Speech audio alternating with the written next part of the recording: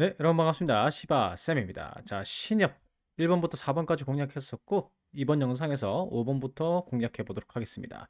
자, 1편 안 보신 분들은 제가 링크 댓글에 걸어둘 테니까 1편부터 보시는 게 좋겠죠.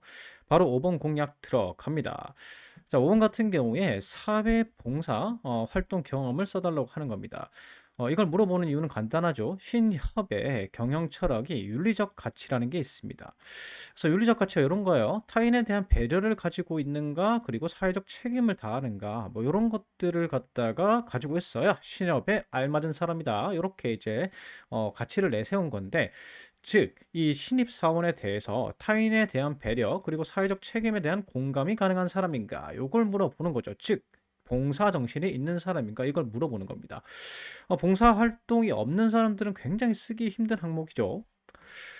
우선 봉사 정신 같은 경우, 봉사활동 경험 같은 경우에는 당장 채워넣을 수 없는 스펙에 해당합니다. 뭐 입사 지원 시기 마지막까지 봉사활동을 할 수는 없는 노릇이잖아요. 먼저 이상적인 봉사활동 스펙을 말씀드리면은 지속적으로 정기적으로 봉사를 하거나 사회 공헌 활동을 해온 경험이 있으면 좋겠죠. 그러니까 단기간에 뭐 몇 번 한 게 아니라 뭐 같은 기관에서 한 6개월 이상, 한 달에 한 번 뭐 이렇게 한 걸 선호를 합니다. 자, 그리고 많은 분들이 그냥 봉사 활동으로만 생각을 많이 하시는데 이런 봉사 정신을 나타낼 수 있는 게 기부 활동이 있으면 되게 좋아요. 이게 공기업이든 사기업이든요. 그래서 여러분들이 한 달에 10,000원 정도 내시면요. 이런 사회 취약계층을 위해서 지원을 할 수가 있죠. 10,000원 정도, 한 달에 10,000원 정도. 뭐 5,000원 정도 하는 데도 있습니다. 그래서 환경단체나 아니면은 이제 뭐 사회복지와 관련된 취약계층을 지원하는 사회적인 이제 단체에다가 기부를 하시게 되면 기부 증서라는 걸 줍니다. 그래서 그런 게 증거로 남아 있으면 좋겠죠. 그래서 기부하신 적이 있다면은 요 항목에 또 쓰실 수가 있는 겁니다.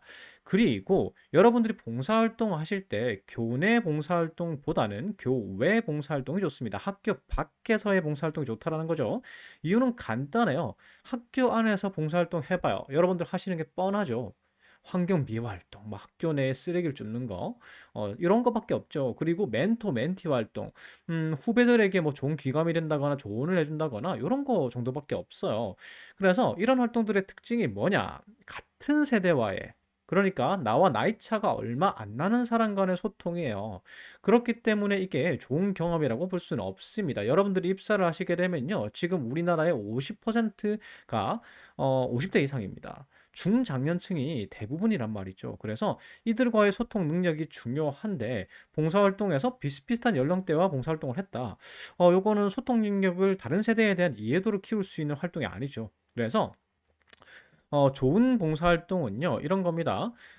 정기적으로 지속적으로 그리고 기부 활동이 포함이 되면 좋고 그 다음에 다른 세대 그러니까 노인 그 요양원 혹은 이제 노인 복지시설 요런 곳에서 봉사활동하는 게 굉장히 이상적이라는 말이죠.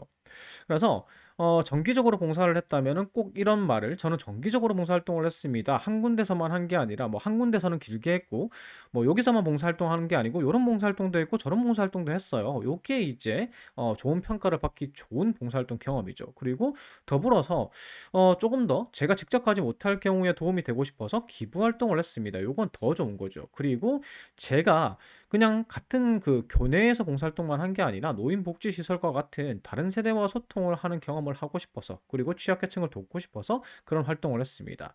꼭 봉사활동뿐만 아니라 뭐 지역의 축제 같은 거 서포터즈 있잖아요. 그런 것도 쓰셔도 됩니다. 꼭 봉사활동이 아니라도 괜찮아요. 그런데 중요한 건 뭐냐면 자발적인 동기에 의한 것이어야 합니다. 내가 누군가를 돕고 싶어서 타인에 대한 배려 가치를 중시하는 게 신협이죠. 그러니까 조금 주변의 어려운 이웃들을 돕고 싶어서 내 자발적인 동기에 의해서 봉사활동을 시작했다. 요런 내용이 반드시 들어가야 되는 겁니다. 그래서 작성 플롯이 요렇게 될 수 있어요. 처음부터 그냥 "저는 신협의 윤리적 가치관에 적합한 사람입니다. 타인을 배려하는 사람이에요. 봉사 정신을 보유하고 있는 사람입니다.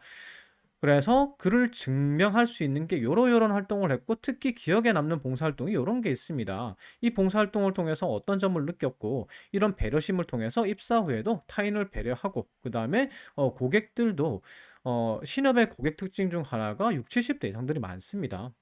그리고 신협을 이용한다라고 하면은 이제 신협이 사실상의 1금 융권은 아니기 때문에 취약계층들도 많아요. 그래서 이런 고객의 특징에 따라서 이런 봉사 정신을 갖춘 직원이 필요하고 저는 적합한 사람입니다. 요렇게 마무리를 할 수가 있겠죠. 그래서 요런 식으로 작성을 할 수가 있어요. 처음부터 저는 배려심과 소외계층에 대한 관심이 좀 있다.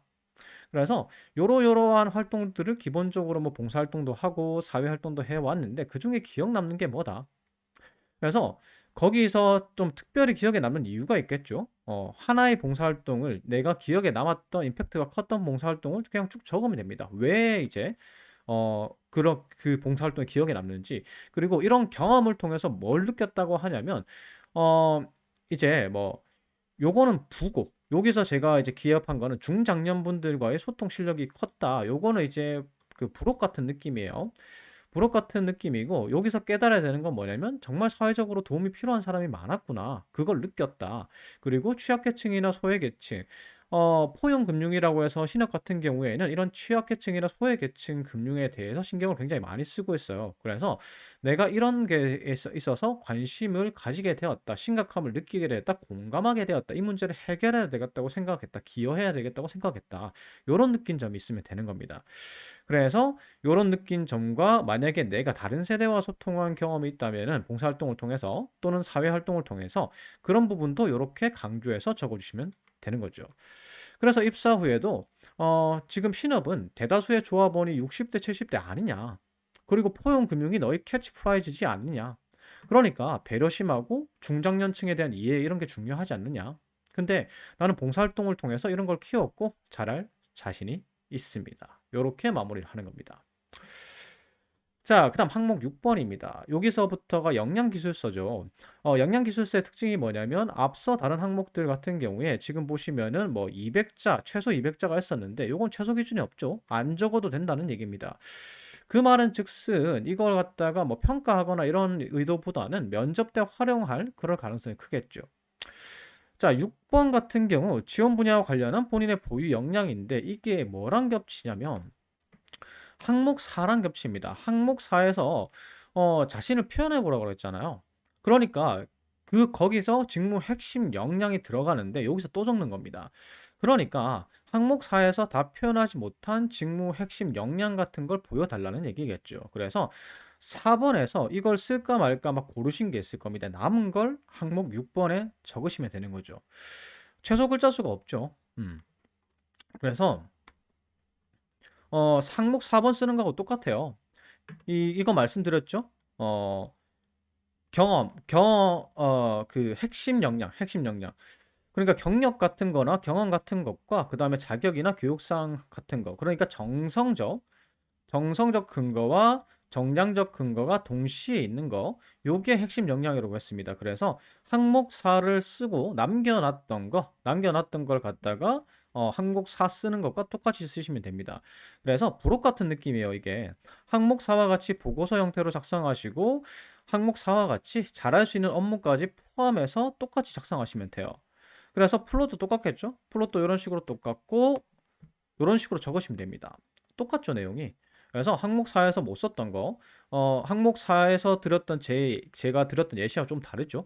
조금 다르게 썼던 거 외에 다른 걸로 어떤 업무를 성공적으로 수행할 수 있는 전문성을 보유하고 있다. 그래서 이러한 전문성은 어떤 자격증과 어떤 교육을 받았기 때문에 이런 역량을 습득했고 요 업무를 잘할 수 있다. 이런 식으로 보고서 형태로 작성하는 겁니다. 저는 또 투자 전문성을 가지고 있고 관련 경험은 요런 경험을 했었고, 경험이라고 하면은 기관과 어떤 역할을 했는지를 갖다가 적어 놓으면 되겠죠. 그리고 관련 자격은 요런 거 자격증 땄고요. 관련 교육 요런 거 받았습니다. 그래서 요런 역량을 습득을 했고 그렇기 때문에 요런 업무에 자신이 있습니다. 그리고 마무리로 한 번 더 정리. 어떤 전문성으로 어떤 업무 잘할 자신이 있습니다. 그러니까 항목 4 번하고 똑같이 항목 4번 쓰고 남은 걸 갖다가 항목 6 번에 기재해 주시면 되는 거죠. 항목 7번 갑니다. 직면했던 문제를 극복, 해결했던 경험. 문제 해결 능력 평가하는 게 요즘 유행인 것 같아요. 웬만한 기업들 다 문제 해결 능력을 물어보죠. 음. 자, 근데 금융사에서 원하는 문제 해결 능력이 좀 따로 있습니다. 금융사는 아무래도 대민 업무를 좀 많이 하잖아요. 그래서 이 이례적인 상황이 많이 발생합니다. 급박한 상황이 많이 발생하는 거죠. 그래서 어떤 급박한 상황에서 상황 대처 능력과 논리적 침착한 문제 해결, 그리고 문제에 있어서 포기하지 않는 자세, 이런 것들을 주로 평가를 하게 됩니다. 그러니까 저는 어떤 급박한 상황에서 논리적으로 침착하게 문제를 해결했고, 그 문제를 해결하기 위해서 어떤 노력을 했습니다. 끝까지 포기하지 않았어요. 결국 문제 해결을 했습니다. 이런 내용이 들어가야 되는 거죠. 그래서 듣고 싶은 얘기 이거예요. 요약하면 갑자기 어떤 문제가 발생했을 때 급박한 문제에 대해서 논리적으로, 합리적으로, 그러니까 침착하게 해결한 사례. 특히 대민 업무냐 아니면은 고객의 컴플레인에 해결한 사례면 더 좋습니다. 그리고 그 문제를 해결해 주기 위해서 포기하지 않고 끝까지 노력한 사례를 기술하는 게 유리하죠. 뭐 요거 같은 경우에는 부록이죠, 부록. 꼭 이렇게까지 기술 안 해도 됩니다. 그래서 작성 플롯은 어떠한 급박한 상황에서 침착하게 문제 해결을 했고, 포기하지 않고 이제 문제 해결을 해서 고객 만족을 달성했습니다. 두 가지씩이죠. 그래서 이제 경험을 풀기 시작하는 겁니다. 썰을 풉니다. 어떤 문제가 발생했고 침착하게 대응하고 포기하지 않았어요. 그래서 결국 해결했고 고객 만족을 달성했습니다. 이 상황에서 어떤 걸 느꼈고요. 입사 후에 그렇게 행동하겠습니다. 이렇게 플롯을 가져가는 겁니다. 그래서 이런 식으로 되겠죠. 어떤 경험에서 어떤 문제가 갑작스럽게 발생했는데 침착하게 대해서 고객 만족을 달성했다. 두 가지식으로 제시를 한 다음에요. 인제 썰을 풀기 시작합니다. 문제가 생겨야 되겠죠? 그래서 갑자기 어떤 문제가 생겼다. 제가 제시 드리는 사례는 요런 겁니다. 뭐 요런 거 많이 하잖아요. 뭐 카페나 이런 데서 포인트 2배 적립 이벤트 요런 거 하는데, 갑자기 전산이 미흡해 가지고 포인트 적립이 뭐 2 배가 안 되거나 이런 문제가 생기는 거죠. 그러면 계속 시도하게 되면 어떻게 되죠? 결제하는 게 늦어지게 되고 뒤에 계속 줄을 서는 거예요. 그래서 고객 컴플레인이 다수 발생하고 있는 상황을 제시를 했습니다. 갑작스럽게 문제가 생긴 거죠. 이게 뭐 은행에서 일어나지 않으리라는 보장은 없습니다. 얼마 전에 이제 공무원들도 이 공공 서비스의 플랫폼이 멈춰 가지고 난리가 났었잖아요. 요런 전산 문제는 아무래도 전산으로 다 업무를 처리하다 보니까 인터넷이 끊기거나 뭐 정전 사태가 일어나거나 갑자기 서버가 폭발하거나 뭐 요런 일에 따라서 이런 이제 업무가 생길 수 있습니다. 그래서 침착하게 대응하는 게 필요하겠죠. 그래서 침착하게 대응 방법을 모색했고, 포인트 적립을 나중에 해도 다 상관없잖아요. 해 주기만 하면 되는 거니까 고객한테 잘 설명해 주고, 적립할 전화번호를 갖다가 영수증 뒤에 적어서 한 번에 처리했다, 나중에. 그래서 결제를 빨리빨리 해 가지고 고객을 기다리지 않겠다. 그래서 내가 침착하게 대응해서 문제를 해결한 사례를 기술해 주면 되는 겁니다. 여기서 뭐 글자 수가 좀 나오면 뭔가 처음에는 잘 안 됐는데 우여곡절이 있었는데 계속 포기하지 않고 해결하려고 노력했다라는 부분이 조금 더 기술되면 되겠죠. 그래서 이 과정을 바탕으로 문제 해결을 했다. 그래서 입사 후에도 요렇게 침착하게 문제 대응할 자신이 있다. 요렇게 마무리하시면 되는 겁니다. 그러니까 입사 후에도 내가 어 그 대면 업무할 때 갑작스러운 문제가 생길 수 있지 않느냐. 어떻게 될지 모른다. 근데 나는 상황 대처 능력을 가지고 있다. 그래서 '나는 일 잘할 수 있는 사람이다.' 요걸 이제 어필을 하는 거죠. 마지막입니다. 항목 8번 역량기술서 3 번이죠. 지원 분야와 관련한 직무 경험, 요것도 부록의 느낌이에요. 직무 유관 경험을 보유하고 있는지를 평가하는 항목이고요. 직무 유관 경험이라는 건 티어가 있습니다. 완전 직무와 동일한 업무를 수행한 경력을 가지고 계신 분들은 경력에서 어떤 업무를 잘하셨는지 그런 걸 적어 주시면 돼요. 그리고 똑같은 업무는 아니지만 유사한 업무를 수행했거나 동일한 업무를 보조한 경험, 여러분들이 인턴이나 실습을 한 경우 있죠. 요런 업무를 하신 경험이 있다면 별 3 개짜리. 그리고 직무와 유사한 업무, 똑같은 업무는 아니지만 유사한 업무를 보조한 경험, 인턴이나 실습이나 뭐 파트타임 근무를 통해서도 비슷한 업무를 할 수가 있겠죠, 아르바이트요. 그다음 마지막 티어가 이겁니다. 직무에 필요한 지식이나 기술을 습득한 경험. 뭐 공모전을 나갔다든가 아니면 외부 교육을 이수했다든가 요런 겁니다. 그래서 이 티어가 높을수록 좋은 평가를 받게 되니까 어 이런 이제 티어가 높은 직무 유관 경험부터 기술하시고, 개조식으로 보고서 형태로 기술하시면 700 자면은 3 개에서 한 4개 정도까지 기술 가능하실 겁니다. 그래서 어떠어떠한 경험을 했고 어떤 능력을 습득했고 어떤 업무에 도움이 될 수 있다까지 정리를 쭉 하시면 되는 겁니다.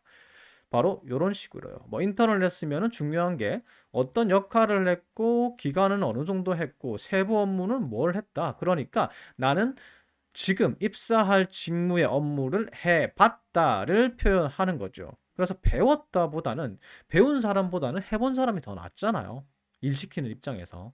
그래서 해 봤다를 표현하는 거예요. 그래서 "이런 걸 해 봤기 때문에 요런 능력을 키웠고 요런 업무를 잘할 자신이 있다." 요렇게 이제 정리를 한 거죠. 그리고 뭐 교육 같은 거 받으셨다면 얼마나 받으셨고 어떤 내용을 받으셨는지가 중요하잖아요. 그래서 요런 식으로 정리를 하는 거고, 요걸 바탕으로 어떤 역량을 습득해서 요런 업무를 잘할 수 있다. 유관 업무 또는 잘할 수 있는 업무라고 정리를 하시면 돼요. 그리고 마지막으로 뭐 공모전 같은 거 나가셨으면 공모전에서 팀 구성이 어땠고 팀에서 역할을 어떤 역할을 했는데 그 역할을 요렇게 상세하게 상세하게 인제 한 거죠. 상세하게 역할을 수행해 가지고 요런 결과물을 냈다. 성과까지 요렇게 제시를 하시면 됩니다. 5 번, 6 번이네요. 그래서 이 경험을 바탕으로 어떤 능력을 습득을 했고 그다음에 어떤 업무에 도움이 될 수 있다. 요렇게 정리를 하시는 겁니다. 자, 여기까지 항목 영양 기술서까지 총 8 개였어요. 공략 다 해 봤고요. 제 영상이 도움이 됐다면요. 구독, 좋아요 부탁드리겠습니다. 감사합니다.